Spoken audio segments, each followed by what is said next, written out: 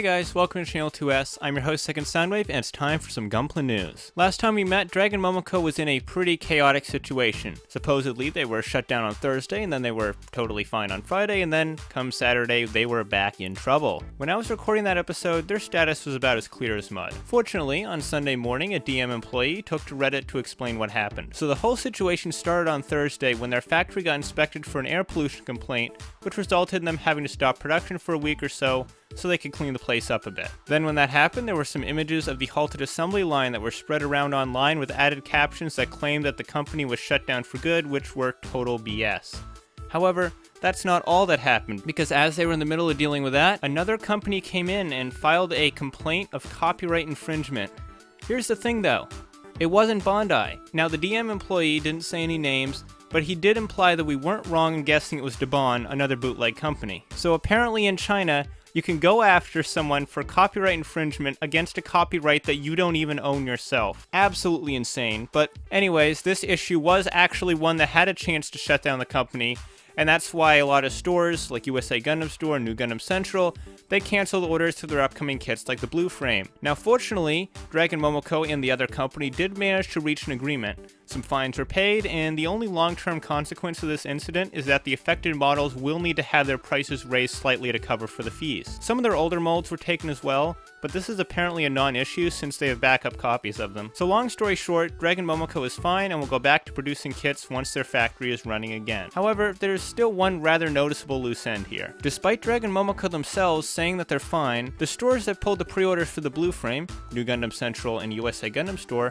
still haven't put the kit back up for pre-order. So it looks like we might still have to wait and see if we want the final story. Anyways, let's move on to some Bondi kits. So the main topic last episode was the hobby show, and like with the Dragon Momoko story, I've got a few updates / things I missed the first time around. I mentioned the Dynslef Greys last time, but what I actually skipped over was the Greys ground type in Eox colors that was standing right below them. From what I've seen, it looks like this will get released in a set with the Regionalized Julia and some quantity of Dynslef Greyses. They had 5 on display, it's not entirely clear if that's how many are actually going to be in the set.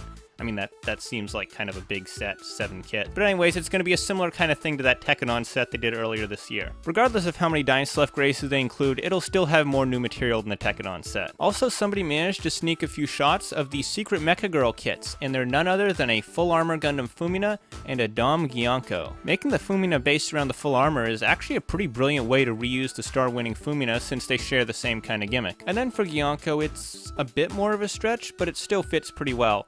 You know, one purple Xeon mobile suit to another purple Xeon mobile suit. And that's all the updates. So, October's kits do have full image sets available now, so let's take a look. The North American Gundam local type has the now typical origin style box art, nothing really new to see here, and the kit itself actually kinda reminds me of the full armor Gundam but with all the armor parts purged. The reversible Gundam has just about the coolest box art a Build Fighters high grade could hope for.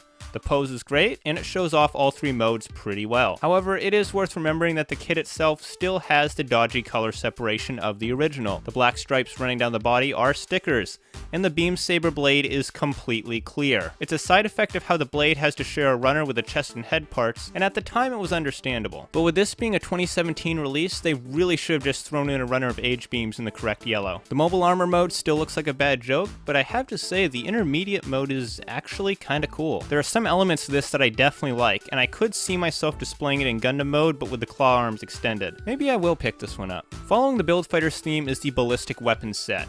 There's some pretty cool stuff in here, but that's it. That's all we're getting this month.